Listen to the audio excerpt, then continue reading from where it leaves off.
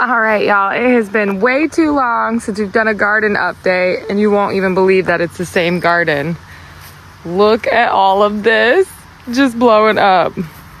Our pumpkins have finally made it through. I feel like the last video, these were just teeny tiny little whatevers a few weeks back that I was desperately trying to save from bugs, and now look at it.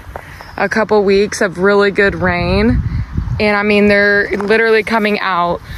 Ty said he's gonna run them over with the lawnmower if I let them go into the grass. So we're trying to guide them back into, you see how this one's grabbing on here? I'm trying to keep them close to the fence so that they at the very least just kind of go around and circle the garden. But they're absolutely massive. And look at these sunflowers. This is so crazy. These sunflowers are already taller than me, and they haven't even started flowering yet. How crazy is this? They're massive. I'm pretty positive that these are the mammoth sunflowers. So they should have like a really big head at the top as opposed to like a lot of heads all crawling up them. Whereas some of these other ones, like the ones over here, this one looks like the style that came back from last year. That should have like a bunch of little heads all over it. Same with this one. You can kind of tell the difference in how they grow. That this one's gonna have like a bunch of cute little heads on it, and not be quite as tall. And then those are mammoth ones that are just gonna shoot up. It's so crazy. So our cucumbers finally made it through. I had even started some new ones. That's how worried I was about these bugs, you guys. And you can see the leaves that they had kind of gotten to before. But the cucumbers have finally made it, and they're even flowering. I've been trying to get some of the leaves out of the way anytime I see some flowers, because you want the pollinators to be able to see them too. So we have done that. There's some of the other sunflowers that have multiple heads, even though that one is taller than me as well. It's so crazy. Some of our loofah gourds have finally taken off enough to get past the bugs. I do have some peas in there that I went ahead and tried again this year. Never had luck with peas. I don't know why. We've got loofah gourds finally crawling up this thing. I feel like it's been forever retrying and retrying to get these things in.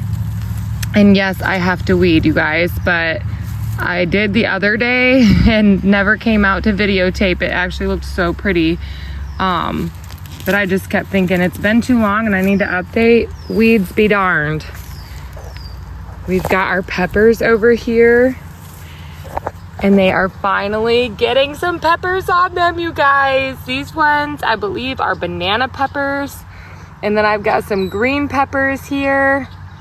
I believe this little one is a yellow pepper. I don't see anything on that yet. Obviously, that one was pretty stunted from the get. I did have to put up some of these cages simply to stop the tomatoes from encroaching over here. I never put them on early enough to actually grow them within the cage. So they're just kind of going to be a mess this year. I will say that if you go back to last year's videos and see how I grew tomatoes last year and the year before and the year before, I grew them more like James Prigioni on the garden channel. And I will never deviate from that again. This year we thought, okay, we're not gonna do as many tomatoes, so let's just kind of put them in and let them do their thing. It's awful. It's awful. They're everywhere, and they're big and they're giant, and honestly, I don't think they'll do as well with fruiting because I didn't prune anything, because they're harder to tell how to prune when you have them like this.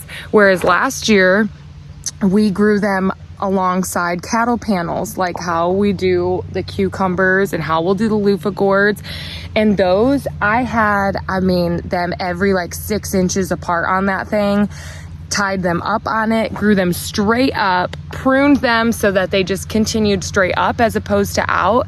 And it was so much nicer as far as like not so much chaos in the garden.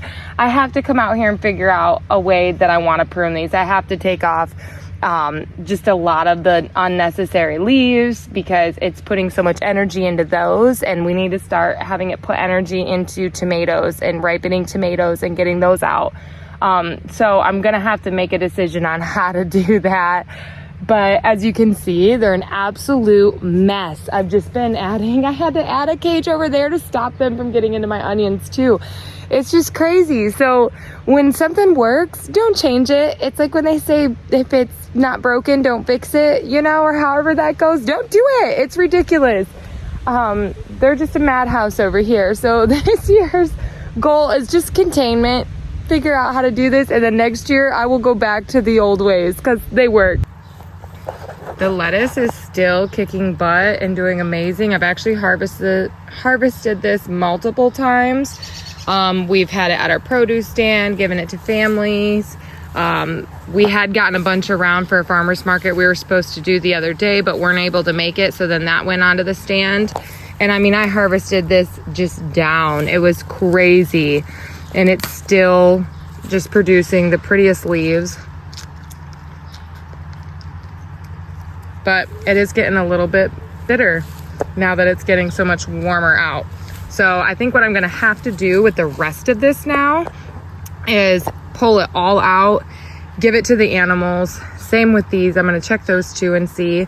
And yeah, and just give it to the animals and decide if I want to put something in its place to get ready for kind of like something that can grow into the fall, or something that grows really quickly that can still get out into the summer. We've got our basil plant here kicking butt. We've got a bunch of purple basil that's finally gotten bigger and coming to life now, which is awesome. Our carrots are doing pretty good right here. We've got a handful of them here and then a handful of them over there. All of our onions have finally started taking off and getting bigger. You can see so much more size to them. We've got them here, we've got them there. More sunflowers. These ones are younger peppers that I started in the house. So they've still got a ways to go. Peppers are really slow growing, really slow growing. We've got some sweet onions here, or candy onions, I think they're called. They're getting a lot bigger. These ones, if I remember right, are hot peppers. Then we've got some more sunflowers. Our broccoli is doing awful, which I told my husband that they would. We've never had good luck. This is supposed to be cauliflower. I don't think it's gonna happen, but we'll see. This one, you can tell it's trying to make a head in here. So we'll see how those do. The leaves don't look quite as bad on this one, but yeah, whatever bug likes those, they attract it like mad. I told them they're better to try in the fall, so we'll see. We've got a bunch of green beans finally starting to flower. Everything over here finally started coming up.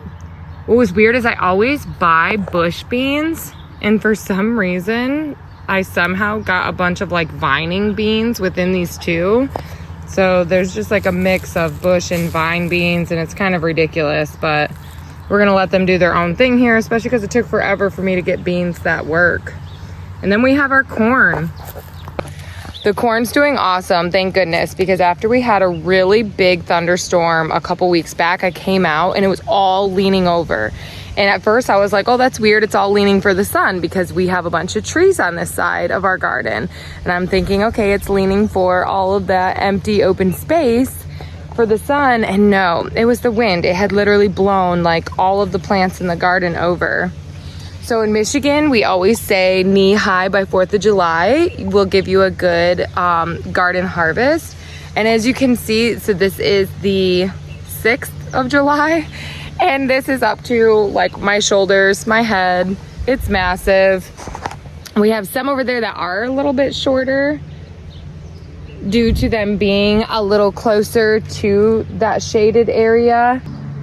It is funny, we do have a lot of trees on this side, so this side does get good shade in the evenings, which honestly for the garden it needs. Like I've said before, things that say full sun, they're not really full sun, and you want to give them some shade, some break, some relief from all of that. So that's how that's doing. Let's check our potatoes. So we have our tot soy. Most of it is seeding out right now. But even the ones that aren't, what's nice is tot soy is not only super hardy, and it can take cool weather, warm weather, any any kind of weather really, and it lasts forever. But not only that, it does not go bitter like lettuce does. When it starts getting really hot, lettuce goes pretty bitter, and tot soy just doesn't seem to do that. So I think next year I'm gonna go with a lot more tot soy than I am anything else. Man, there are some big waspy things. I don't know if you can see that on the camera, but we definitely have some big crazy bugs in the garden this year. It's nuts. Our potatoes are doing awesome. They're actually starting to flower. Some of them are starting to flower. Some of them are starting to die back. So I actually think I'm gonna be able to dig these up pretty soon. Usually I plant them a bit later and then I'm digging them up in August. But I have a feeling we'll be digging these up like end of July, because we planted these the second we got the garden tilled this year. Potatoes are awesome. They can go in super, super early and they're just doing great. Again, this lettuce, I had harvested one last time. It's all gonna need pulled up and kind of other things put in its place. So we'll have to decide what do we wanna put in its place so that we can utilize this bit of garden too. But it will be, I'll pull it up little by little so that it can go to the animals and get to them and not go bad at the same time. So it was good food for us, and it's gonna be great food for the animals. Nothing goes to waste in this garden. Some more potatoes kind of dying back. Again, that's a good sign. When they start to completely die out and die back, that's when you want to harvest them. Some of our mammoth pumpkins are coming all around. Again, I love this. We want to keep them in the garden best we can, or at least kind of wrapping around it. Here's some more cucumbers. So what I try to do, because I want it to climb up this, is you just try to be gentle about it so you're not breaking anything, but you just try to kind of put that up on there, and all of this eventually will start to kind of grab on. It'll feel for what it's got around there and then climb up this. You can see where that's like been grabbing on and climbing around. This one's been searching for places, and it's just doing awesome. That we have some of our pumpkin coming in. But I'm starting to see flowers everywhere, which is so great. I'm gonna have to get into the pumpkins and take out some of these leaves. As you can see, it is just insane and completely covered. We want the pollinators to be able to see what they need to pollinate. So we do wanna thin that out a little bit as far as the leaves. And the pumpkin plants have plenty. It's not gonna hurt them to do it. So we're gonna have to do that soon. So yeah, sorry it's been so long since an update. It's just been kind of crazy with the weather going up and down and just super, super hot, and me going from panicking, thinking every plant's gonna be taken from bugs, to it just all of a sudden exploding. We had some rain and some storms, and it just took off and exploded and did awesome. So it's just really cool. We've gotten plenty of harvest of lettuce already, and I can't wait until we really start getting in the peppers and the onions. And when we dig up those potatoes, I'm really interested to see how many we've gotten on there. So stay tuned. I promise the next update will be much faster than this one. And if you've got any tips or tricks that you want to let us know with any of these, like I said, it's always a learning thing. I, had a couple things I felt I perfected and then thought, well, let me just try it this way. And it's like, no. So go with the things that work for you and keep learning, keep growing, and keep trying new things. Just like with the broccoli and the cabbage or whatever else we have over there. You don't know until you try, and sometimes it's just about where you put it in your garden, or maybe what season you're doing it in. So yeah, we'll see you on the next one. Bye.